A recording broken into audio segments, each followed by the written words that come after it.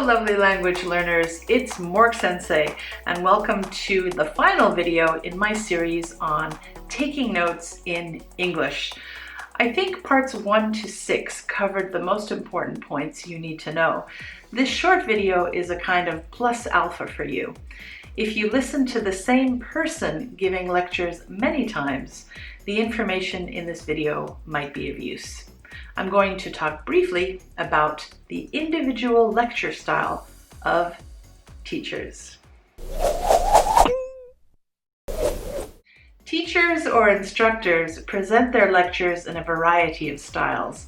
Some might use slides, some might prepare slide handouts, some write on the whiteboard or blackboard, a few might use the overhead projector, others might break up their lectures with activities, and some might just talk. They might ask you questions every few minutes, or they might talk for a long time without breaks. They might provide you with pre-made lecture notes, or if you're lucky, a video or audio recording of the lecture so that you can listen or watch it again. Not all teachers are going to use a lecture style that you like. If a teacher's lecture style is not ideal for you, it's fine if you make requests to your teacher. Your teacher's job, after all, is to help you learn. So requests are usually accepted positively, but be clear about what you want them to do and why. However, do keep a few things in mind. First, teachers are typically very busy people. They may want to help you learn by providing you with a wide variety of materials and teaching methods, but they simply may not have time. Second, the teaching style of any individual teacher is related a lot to their personality and preferences, so they may not be able or willing to change. Finally, it's important to note that learners have different learning styles and preferences too, so what you don't like may be very much appreciated by another classmate and vice versa. It's probably a good idea then for you to get used to your teacher's lecturing style. The first day of any course you take is usually very important. You typically get a syllabus and the teacher talks about the class.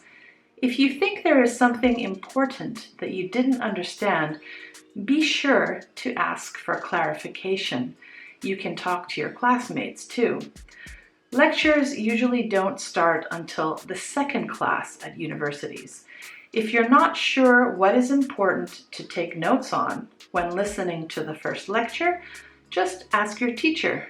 If you're not sure if the notes you took during the lecture are good enough, approach your teacher and show them your notes. Not many people do this because they're embarrassed, but actually, this is one of the best things you can do. Most teachers will be impressed that you are concerned enough to ask. Try to do this early in the course though. If you ask your teacher for feedback halfway through the course or later, the teacher might wonder why you waited so long. If you're having trouble following a teacher's lecture, ask if you can record it so that you can listen to it again later.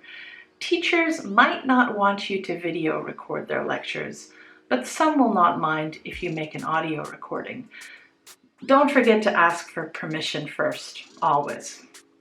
Okay, the series has come to an end. I've talked about note-taking tools, the verbal and non-verbal cues that lecturers use, different note-taking systems, using abbreviations when taking notes, reviewing and previewing your notes, and lecture styles. Don't expect to be an expert note-taker right away after watching the videos in this series.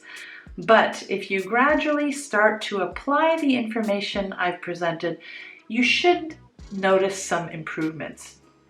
If you do, please let me know in the comments section below. And if you have any additional note-taking tips for listening to English language lectures, I'd love to read them, and I'm sure other English language learners would be interested as well. That's it for now. I hope to see you in the next video, probably about something different. MORKSENSEI, signing out. Mwah.